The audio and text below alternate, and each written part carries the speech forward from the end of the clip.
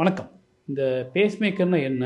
இது எப்படி வேலை செய்யுதுன்னு தெரிஞ்சுக்கிறதுக்கு முன்னால, இருதயம் எப்படி வேலை செய்யுதுன்னு புரிஞ்சுக்கிட்டோம்னாக்கா, இது ரொம்ப எளிதாக விளங்கும். நம்ம இருதயம் என்பது 4 அறைகள் கொண்ட உறுப்பு. இது உடல் முழுக்க ரத்தம் செலுத்தும். ஆனா, இந்த இருதய தசை வேலை செய்யறதுக்கு 2 விஷயங்கள் தேவை. அதற்கு தேவையான ரத்த ஓட்டம் தேவை. அதுக்கு தான் இருதயத்தின் மேல இருக்க நுண்ணிய ரத்த குழாய்கள்ல ரத்தம் போய் அந்த இருதய தசைய வேலை செய்ய வைக்குது. அதில வர அடைப்புகள தான் நாம ஹார்ட் அட்டாக்ன்னு சொல்றோம். அதுக்கு தான் ஆஞ்சியோபிளாஸ்டி, பைபாஸ் பேசுறோம். அது ஒரு பக்கம்.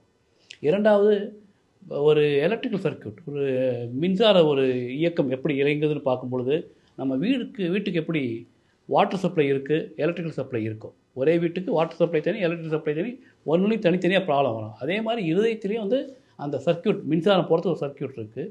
அந்த சர்க்யூட்டில் வர ப்ராப்ளங்களுக்கு தான் பேஸ்மேக்கர் ஒரு கருவி, ஒரு ரொம்ப உபயோகமான கருவியாக இருக்குது. நமக்கு சாதாரணமாக இருதயம் இயங்கும் பொழுது இருதயத்தில் வலது மேலே இருந்து துடிப்பு ஆரம்பிக்கும். அது மெதுவாக கீழே கீழேயே துடிக்க வைக்கும். அப்போ தான் ரத்தம் பம்ப் ஆகுது. இது நாமளும் நம்ம இருதய துடிப்பு 60லேருந்து 100ன்னு சொல்லுவோம். நம்ம எல்லாருக்குமே தூங்கும்போது குறையும், எந்திரிக்கும் போது கொஞ்சம் அதிகமாகும், ஓடும் பொழுதோ, பதட்டப்படும் பொழுதோ, உணர்ச்சி வசப்படும் இருதய துடிப்பு அதிகமாகும். இது இயற்கை. இந்த இயற்கை சில நேரங்களில் தவறாக போய் சில வியாதிகள் மூலம் இருதய துடிப்பு ரொம்ப குறையும் பொழுது, அதனால சில ஆபத்தில் வரலாம். சில நேரங்களில் உயிருக்கே ஆபத்து கூட வரலாம். இந்த பல்ஸ் ரொம்ப குறையிற வியாதி பிராடிகார்டியன்னு ஆங்கிலத்தில் சொல்லுவோம். ரத்த துடிப்பு இருதய துடிப்பு ரொம்ப குறையிறவங்களுக்கு பேஸ்மேக்கர் ஒரு முக்கியமான கருவி, உயிர் காக்கும் கருவி. சொல்லப்போனால் பேஸ்மேக்கர் பார்க்கறதுக்கு இப்படி இருக்கும். இது ஒரு டூயல் சேம்பர் பேஸ்மேக்கர். இந்த சின்ன கருவி இதை நாம் இடது கிளாவிக்கல் கீழே பொருத்துவோம். சின்ன ஆப்ரேஷன், ஸ்கின்னு கீழே வைப்போம். ஆனால் இதுலேருந்து 2 ஒயர்கள் ஹார்ட்டுக்குள்ளே போகும். மேலறைக்கு 1, கீழறைக்கு 1. அது தொடர்ந்து இருதய துடிப்பை கண்காணிச்சிட்டே வரும்.